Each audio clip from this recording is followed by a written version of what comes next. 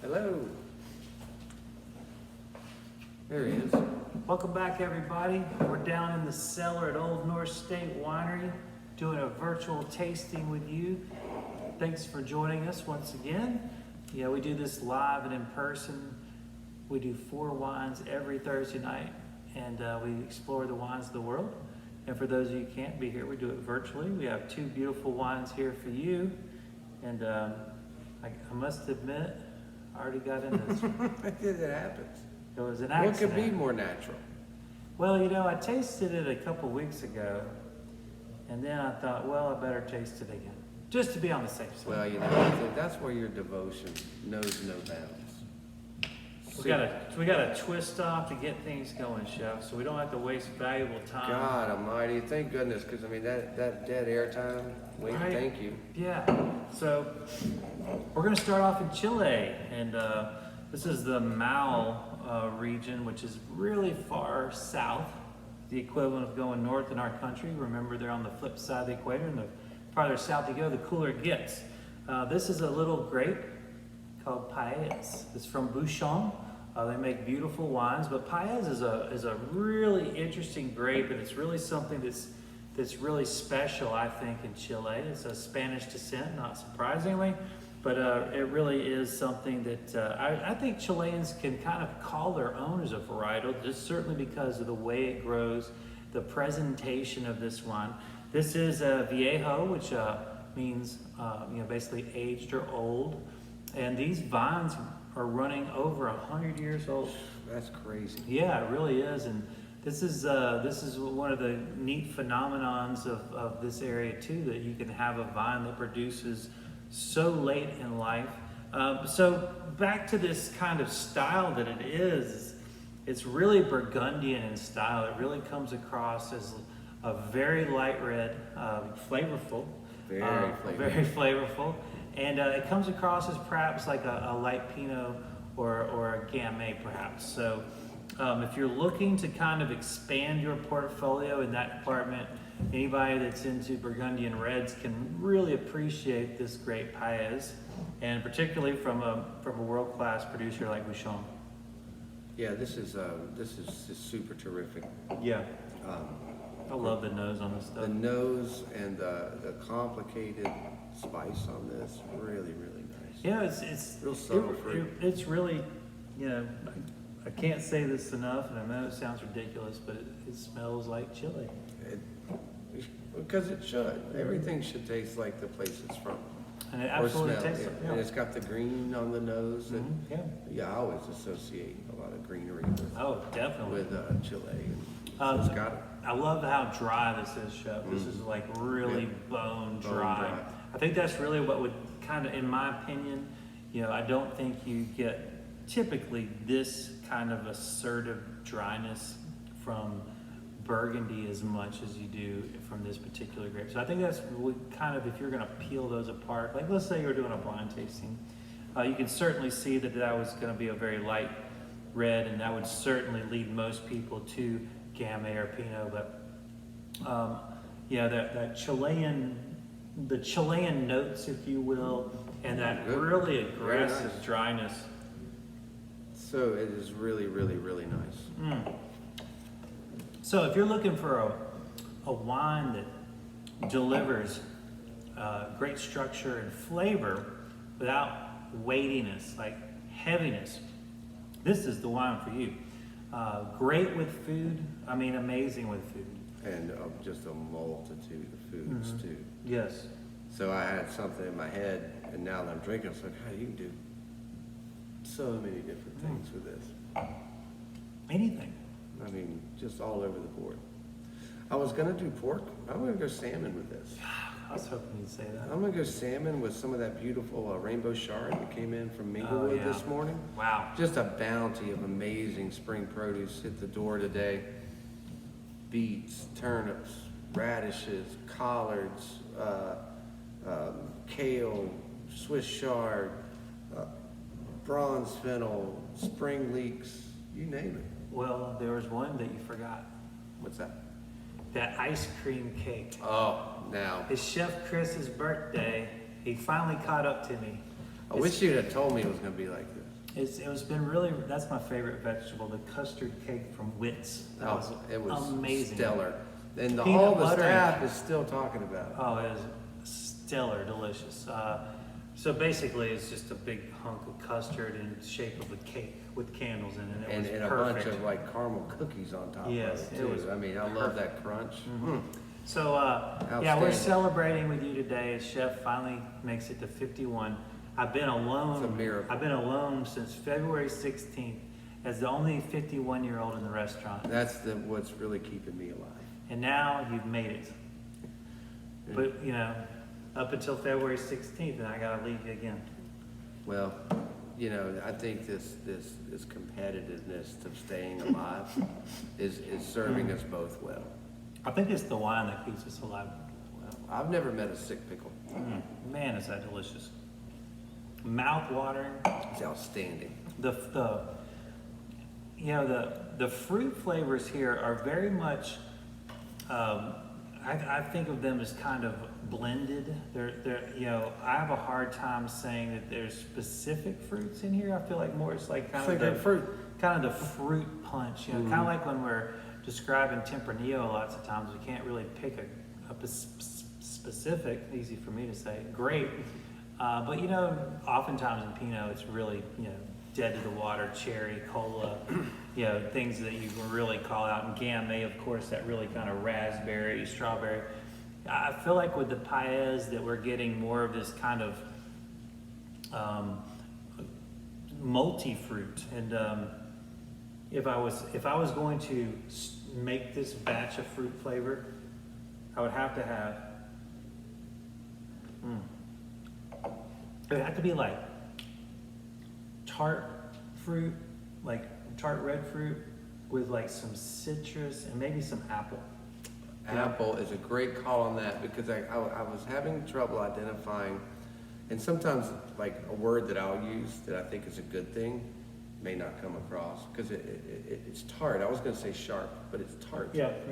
And it's the green apple in this that's doing that. And again, saying it in a great way, it's just sometimes hard to find the right adjective to, I don't like using the same words all the time, but the green apple. And there's like a little, like, I don't want to say pithy, like citrus pithy, but I want to say pit, like a cherry pit. Like if you've ever accidentally got bit into a little bit, and it's kind of like that kind of approaching bitter wood, like of a pit, you know, because I think of a pit being kind of more like wood. Well, it is very woody, fibery, woody. Yeah.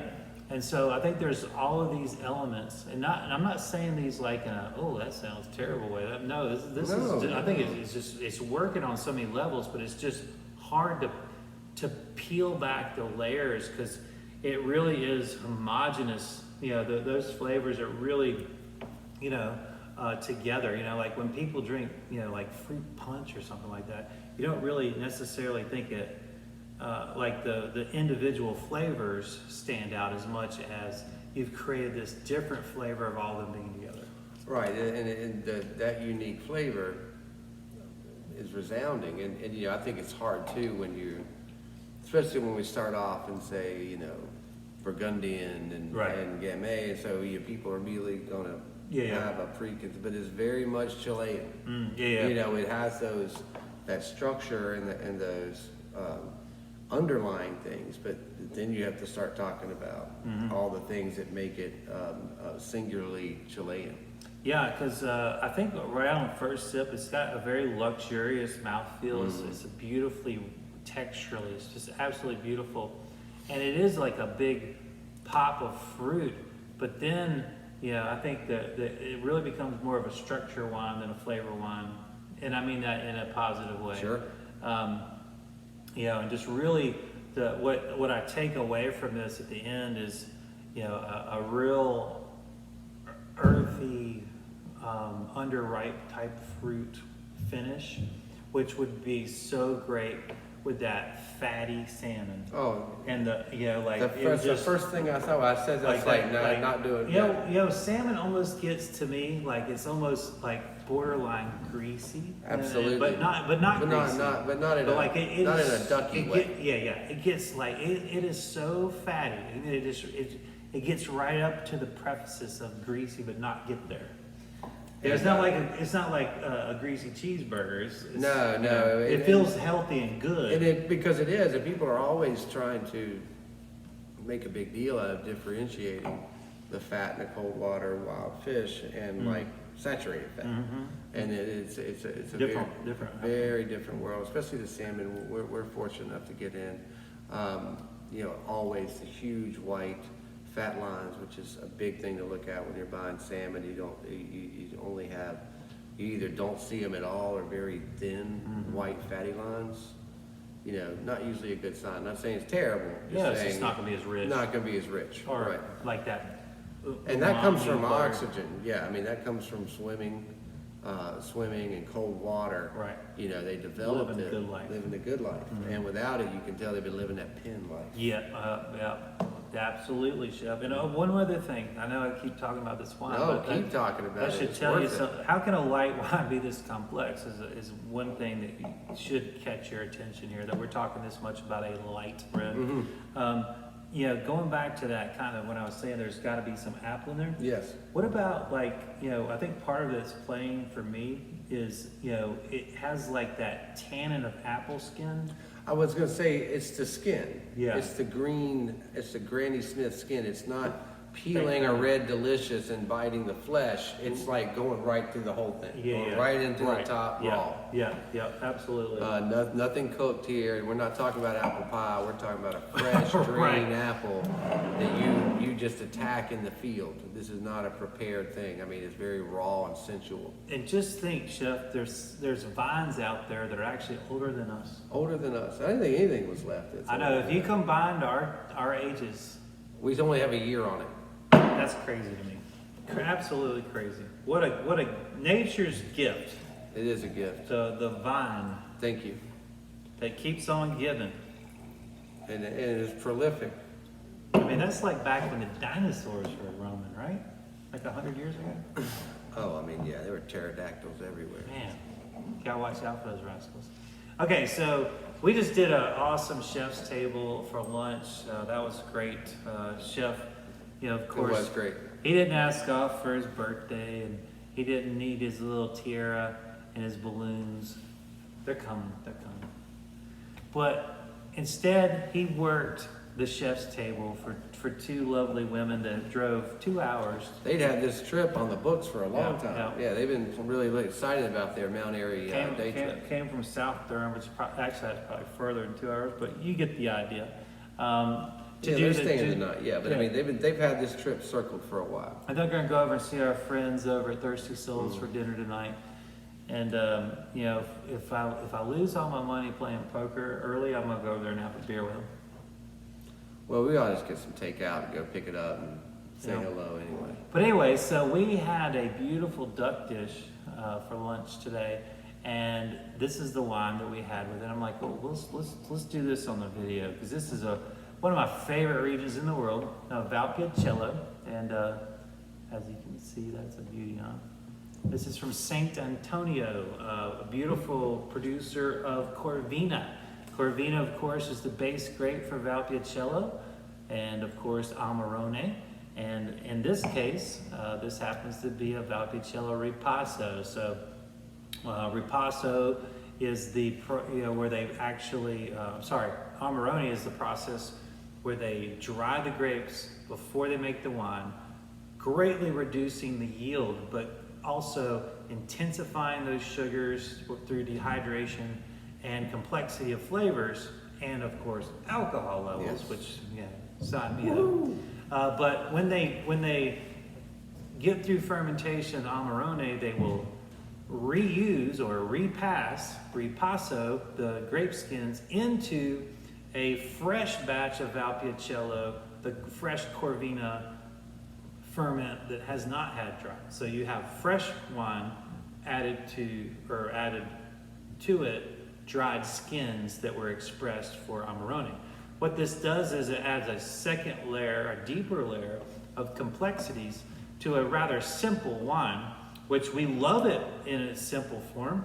and we love it in the Amarone form. Oh. And I just think it's brilliant that they said, hey, let's make a third wine with this. Let's come on, why stop now? Yeah, let's keep this going. So Corvina is the working workhorse of this area. Typically about 60% Corvina, could be 80, whatever, but it's typically about 60. And they'll have different indigenous grapes to that area that most you don't really see as a standalone varietal. It's almost always as a blend, and it's kind of winery to winery which grape blends they're going to do.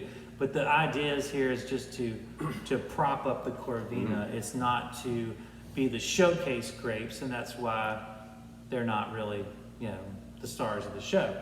But we've seen this all over, particularly in France, where the blends are, it is to make a better wine, not to necessarily get in the way of anything, but just to enhance. So here we have this beautiful wine, and it was well received today, by the way. Oh, and in true chef table fashion, two people who don't like duck crushed it. Now they like duck. Oh, and also the one young lady didn't like Chardonnay, had seconds on the Chardonnay. Had seconds. The other young lady didn't like red, had seconds on the Ripasso. So interesting wine here, Chef. I think you get that initial blast of fresh red, and then there's this spice. It's like clove, maybe getting into like horehound. Yeah. Not marmalade, but like molasses. Molasses. I'm getting a lot of dried cranberry as well. Love the molasses call on this. I mean, certainly. Maybe a little what's the rose. other, sorghum. Yes, sorghum. And probably something on the floral side as well. Hibiscus. Yes, absolutely. I love it. All those calls. Really, again, the more things that you can share about a wine, the more things that you can pick out, particularly right out of the gate. Without really, a sip or so. That was in a minute. And normally the first sip you kind of throw out. The second sip is where it's like immediate. I mean, it shows you what it is right out of the gate. And that is the sign, in my opinion, of a complex and just a well-made wine. Very well made. We want wines that are, again, like going back to this is a simple wine in terms of color, weight, but it has a lot going on. This grape is a very simple grape, but has been elevated to just this really amazing level. And this is winemaker effect. This is old vines, handling it in the fields effect. Two different ways to get to complexity.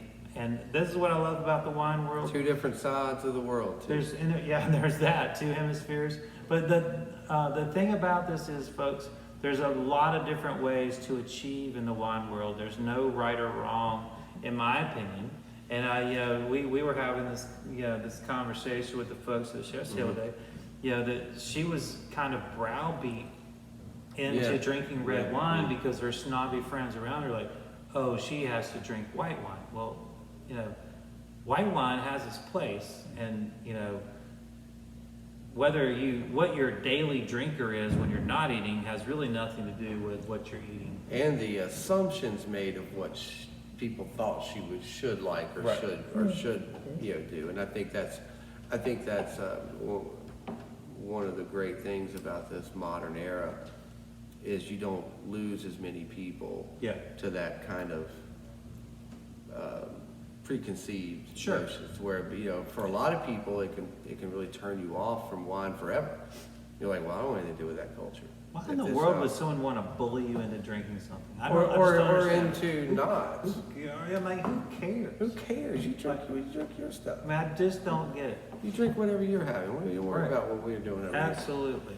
But I mean, the modern era now, I mean, you have all these tools at your disposal, and you have this video, thank God, where you teach people all these things, so you can explore every wine in the world. Well, that's what we're going to keep doing, Chef. We're very fortunate. We've got we just had an incredible run of chef's tables, which gives us other opportunities to do that as well. And boy, do we have some big ones coming up. Yeah, this past weekend we had tons of first timers. And then we had a couple of second timers that But came no over. one passed, I mean, it was only First the or second second Mhm. timers. It was really cool to see that. I tell you what, there's certainly like these different stages of our chef table guests. You know, the Mhm. first timers, and to me they're the most challenging because I don't know them and I don't know what they're looking for, and I'm trying to make sure they have a great time. I don't want them to be overwhelmed. And then there's the second timers. Oh, and they're also more timid. Those are always the ones that look at the menu and go, I can't have half of this. Oh yeah. And Yeah. so the people who are coming back, second, third, or more, they're not like that. They're like, I trust you. Yeah, and the second timers are like, you can just see there's this confidence in them, and they're looking over there at the newbies, just like, I know what you don't know. Yep. And then there's the people that done it 10, 12, 15 times, and they're like at this state of euphoria when they hit the table. Mm-hmm. And they really just want their light to shine across the whole table so that everyone catches their vibe. And they know how it can be. Yes, and that they keep coming back because of that. So it really is a fascinating thing in psychology. I never really thought that of all the things to take away from us doing the chef's table, that's the biggest surprise, is how much I enjoy the evolution of people's dining habits. Yes. And just to see how their approaches change. I mean, it's a fascinating study. We should apply for a grant. Yeah, I'm sure there's a big multi-million-dollar grant out there for us. We won't know till we research it. Yeah. People do it all the time. Yeah, I mean, people study like why people have blue as their favorite color. Yeah, I mean, people study why anything happens. Yeah. I mean, Why is the ants grass- like sand instead of mud. I mean, everybody gets money to figure this out. Nobody funds it themselves. We just got to get someone to write the grant for us, Chef, because I'm basically illiterate. Maybe we get one of those dictation things Oh, yeah, where yeah. you just Oh, speak yeah, into it yeah, and types it yeah, out. Yeah, we just got to get the right technology. And one of these days, I know several people who write grants. I'm gonna send them one a of these message. days, we're I'm going to gonna send actually them a have a dictation podcast. message. We're actually going to have a legitimate podcast We gotta get this going. with maybe some legitimate equipment. I know you love this grainy feel, but you know, It's I feel like old we could school. offer a little bit better eventually. Maybe I- we'll just do both, not to take this one away. I feel like we should keep this one going just for authenticity. Yeah. And then, elevate our game, and because we'll probably expand our subject matter. I hope and we our have taste. like one of those sound bars, To mix like it. impress a button, it'll be like a train whistle, or that badooga, that old timey horn on a car. Yeah. You know, just, or like having a goat or something like Well, you just see, like, I want to get to the point where we can actually bring that in. I mean, I want to like roll a Studebaker up to the side end. I know a lot of people have. and goats. open those like those what are those suicide doors that go Yeah, the opposite way? I know and a you lot. jump out and pull off your sunglasses. And let's get this started. Yes. But I know a lot of people with Production goats. value. I'm sure we could get someone to lend us a goat for We half don't. an No, hour. I'm talking about the sound. We don't need an actual coach. I They think, stink. well, again, I and they'll think probably drink our wine. if they just probably let them chew some of this grass outside too, though. I mean, bring them in, let me just But record a then few Matt live. Lee would have nothing to do. That's true. We need him out there weeding. We need him out there. We need him. Well, now that Dan's shown how fast it can be done, it may not happen. Yeah, that's a good point. I still think we ought to use a real live local goat to record the sound. Then we could use it anytime we want without having to bring in Oh, yeah. Bessie the goat. But then it would be up to us to figure out how to replay it. Yeah, never mind. We just need a button we can press because we're dinosaurs. Can the button have a picture of a goat It on would it? have Because to, I mean, we 'cause we wouldn't be wouldn't able to- have a ledger of Like, things. yeah, there wouldn't. It'd be like, which one was that? The goat. Press the goat. Anyway, we're Yeah, silly. man, every farm animal and no car horns. I'm like, why can't we just have a picture? Also, we've got Bud Break and Mother's Day falling on the same weekend as a chef's table of 12 and 16. So, yeah, it's going to be fun. That's gonna be nuts. We're probably not going to live through this one. And then, of course, my So I'm stepdad, glad we got through today. my stepdad's flying in, I think, Friday night or Yeah, Saturday afternoon they'll be or here something. Saturday night. And then that means we'll be cooking out on the new grill Ooh, on Monday. What'd you get? We got a couple grills. I spent For, three. you had a couple of grills for 3 people. Well, yeah, I spent close to 4 hours putting grills together last night. Oh, and by the way, You know they'll sell you the display. I didn't like them. Yeah, you just like them out of the box, right? I mean, I only had to do it once, like it's done, right? I don't have to do it again.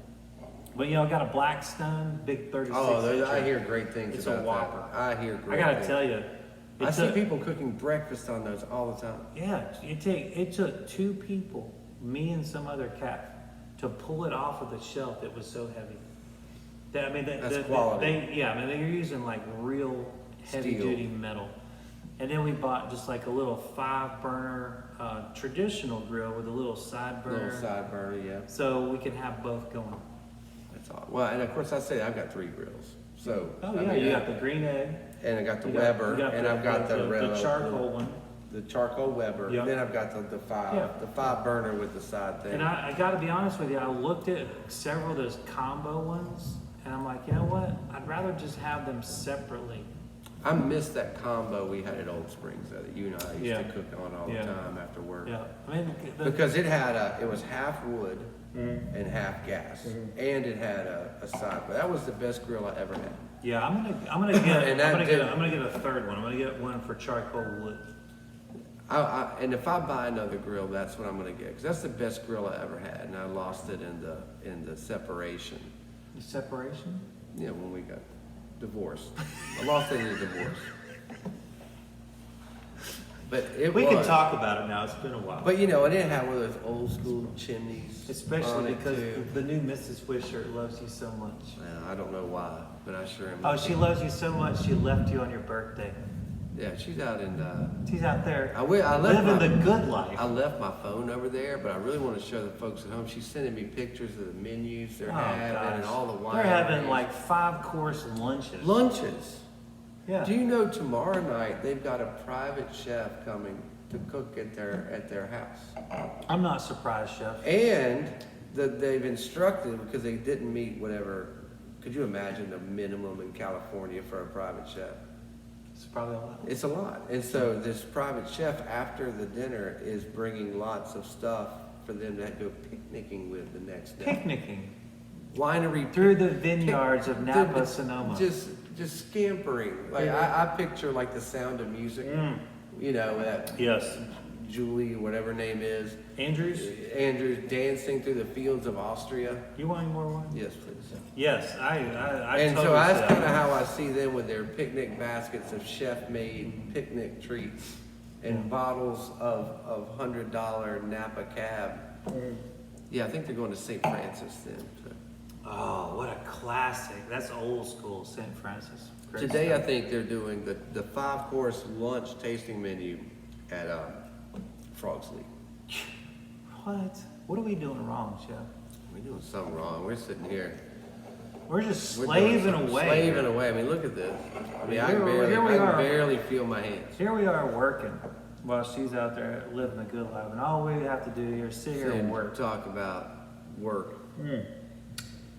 It's a tough job. Somebody's got to do it. Well, you know what? These lights ain't gonna stay on without it. Well, half of them work.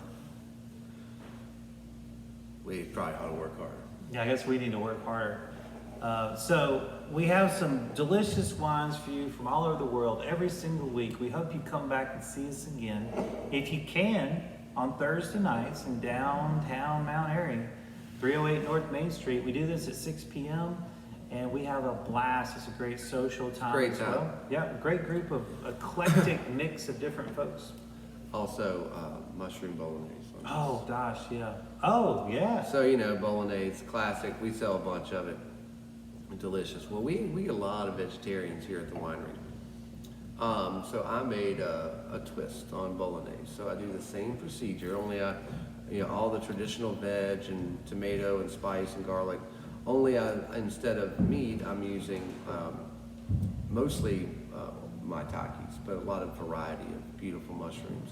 So it's real hearty, Yeah. but it's bright as well with all the vegetation and the acid from the tomatoes and which would the be little red ideal for wine. this. So that's what's going down in your care package. So See that salmon fancy California and- chef do that. Yeah. So vegetarian bolognese and salmon. What a Yeah, great. and of course, all with beautiful vegetables from Minglewood, just rolling in the door every day now. Mhm. You know, it's on. Yeah.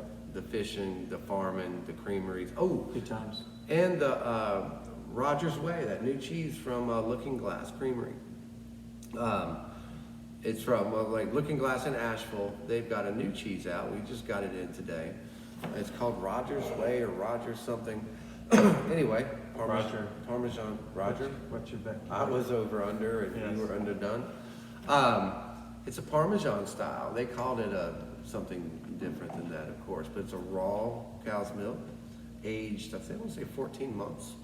Gonna be beautiful, nutty, creamy Oh, on yeah. that. I mean, it's just gonna be over the top. Aging is so crucial for those types of cheeses. You know, It truly is. I mean, you can't. it's hard. And once you've had like aged cheddar or aged pecorino or aged Parmesan Kinda love or pecorino. aged what's the Dutch one? Gouda. Gouda. You can't. It's just so hard to enjoy a fresh one after that because like they're Unless so, it's like a brie style kind of thing. no, yeah, those. But I mean, Yeah, but I what you, the wouldn't want to age styles, I group. mean, those 3 No, months. those particular cheeses Yeah, are those so much better aged. The 3-month version of all the cheeses you're talking about, it's like candle wax. Well, it's Their it's character like, it's hasn't like had- American cheese. Yeah, It's great for melting. it's sterno. It hasn't had time to develop its character. It's a lot like wine. You know, wine gets most of its character in the aging process. I mean, yeah, your engineering is done once it's in the bottle. So you have to think about these things, and then cheesemakers have to have this vision as well. But you know, all your character just comes through time. Maybe that's why you have so much character. Yeah, it's the age. Maybe Definitely. I'll get some of that. Yeah. Well, I mean, now that you're 51, you'll see what I'm talking about. You'll understand the ways of 51. Well, kids, we always appreciate your time, and you know, also just want to say thank you to all the people that have reached out to me to ask for special wines, special cheeses, Love it. things of that nature. Love it. Family meals to go. You know, all these things can be at your disposal. Anything you need, we're happy to do it. Just ask. Happy to do it. And well, what can I say? I mean, food and wine makes the world go round. Amen to that. Yeah. Amen to that. Hey, happy birthday, old man. Thank you, old man. Appreciate you, brother. Cheers to Cheers. you. Let's do it again. Many, many more. Y'all have a great weekend. Thank you.